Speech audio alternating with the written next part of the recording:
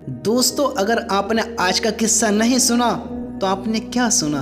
आज का किस्सा कलेजे को चीर देने वाला है। हाँ, आज का किस्सा नहीं सुना तो आप बहुत कुछ मिस करने वाले हैं। दोस्तों, छोटा सा किस्सा है, सुनना ज़रूर। चलिए आज के किस्से की तरफ बढ़ते हैं कि एक आदमी, पीला पड़ता चेहरा, आंखों के गिर्द गहरे सियाह हल्के उलझे हुए बाल, सहमा हुआ लहजा, परेशान हाल, पुराने मगर साफ सुथरे कपड़े पहनकर रोज़ाना वो सुबह मेरी दुकान पर आया करता था। वो बाप था, एक मजबूर बाप, हारा हुआ बाप, और आकर कहता कि साहब मेरी बेटी बीमार है, उसका ऑपरेशन है, खुदा के लिए, अल्लाह के लिए मेरी कुछ मदद करें, अल्लाह आपको सवाब देगा, अल्लाह आपको बहुत नेकी देगा। मैं काम में मगन कैलकुलेटर पर तेज़ी से उंगलियां चलाते हुए कन आँखियों से उसकी तरफ देखा और उससे कहने लगा, अच्छा काम शुरू किया है तुमने। ये मांगने के नए नए तरीके कहाँ से निकाल लेते हो तुम लोग। कभी माँ बीमार तो कभी बीवी बीमार तो कभी बेटी बीमार। अच्छा तरीका है तुम लोगों के भीख मांगने का, हराम की खाने का। अच्छे चंगे नज़र आते हो, कोई काम धंधा क्यों नहीं करते तुम लोग। आ जाते हैं मुँह उठाकर भीख मांगने के लिए। वो कहने लगा कि साहब मैं काम करता हूँ, मेहनत करता हूँ, मगर 300 रुपये दिहाड़ी मिलती है, उससे बड़ी मुश्किल से घर का चूल्हा जलता है। मैं अपनी बेटी का इलाज कैसे करूं? आप अपनी ताकत के हिसाब से आप मेरी मदद कर दें, आपका एहसानमंद रहूँगा। अल्लाह आपको 1000 गुना उसका अजर देगा, 1000 गुना उसका सवाब देगा।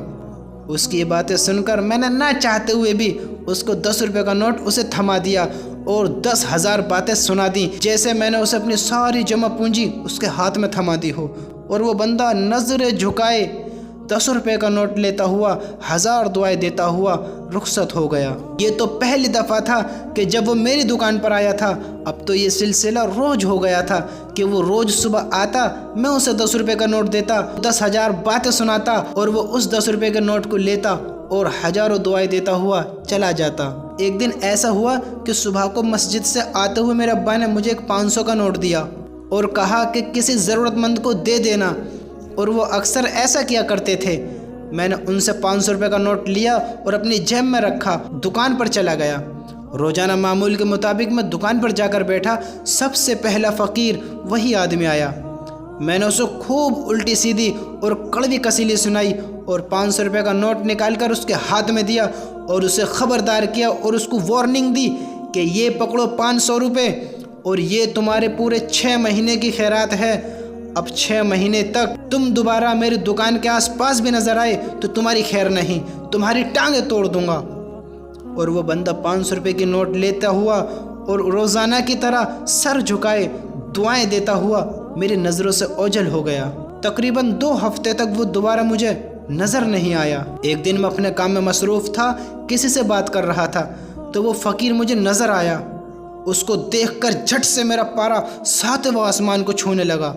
मैंने चीख कर कहा कि हरामखोर, तुम फिर आ गए, तुम्हें असर नहीं होता, तुम्हें ज़रा सा भी सुकून नहीं है, तुम बड़े ढीठ आदमी हो।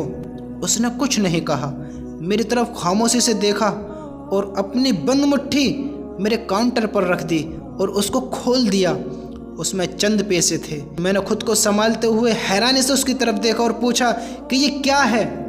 तो उसने कहा कि साहब आपने जो 500 रुपये मुझे दिए थे उनमें से कुछ पैसे बच गए हैं, वो वापस करना आया हूँ, क्योंकि मेरी बेटी का पिछले हफ्ते ही इंतकाल हो गया। वो अब इस दुनिया में नहीं रही। मैं उसके ऑपरेशन के पैसे जमा नहीं कर सका। अब मुझे इन पैसों की ज़रूरत नहीं है, आप रख लें साहब, मैं मजबूर था, फ़कीर नहीं था। आप लोगों की बहुत मेहरबानी जो मुश्किल वक्त में मुझ बेबस और मुझ लाचार के आप काम आए। अल्लाह आपको कभी किसी चीज़ की कमी ना होने दे। अल्लाह आपको खुश रखे, आपको आबाद रखे।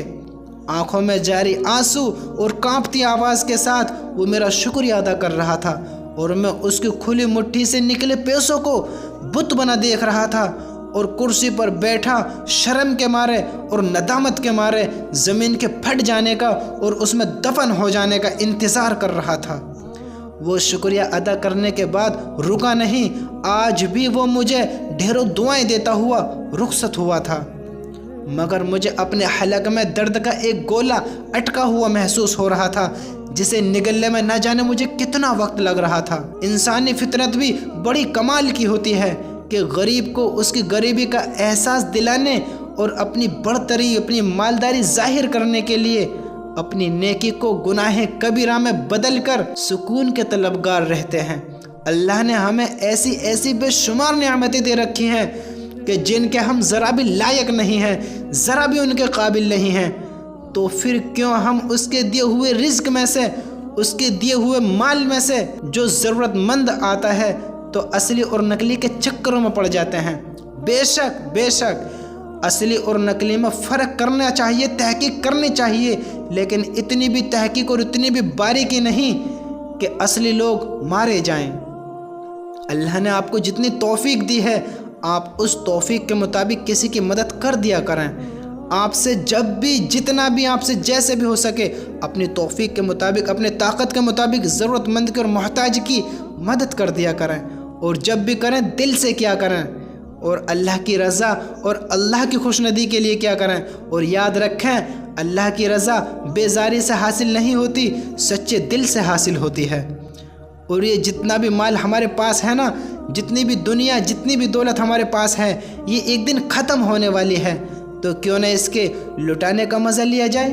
اللہ پاک ہمیں سچے دل سے ضرورت مندوں کی اور محتاجوں کی مدد کرنے کی توفیق نصیب فرمائے۔ مجھے امید ہے کہ اس قصے سے، اس سبق سے آپ کو بہت کچھ سیکھنے کو ملا ہوگا۔ میرے لیے، پوری امت کے لیے اور پوری انسانیت کے لیے خیر کی دعا کرتے رہیں۔ السلام علیکم ورحمۃ اللہ وبرکاتہ۔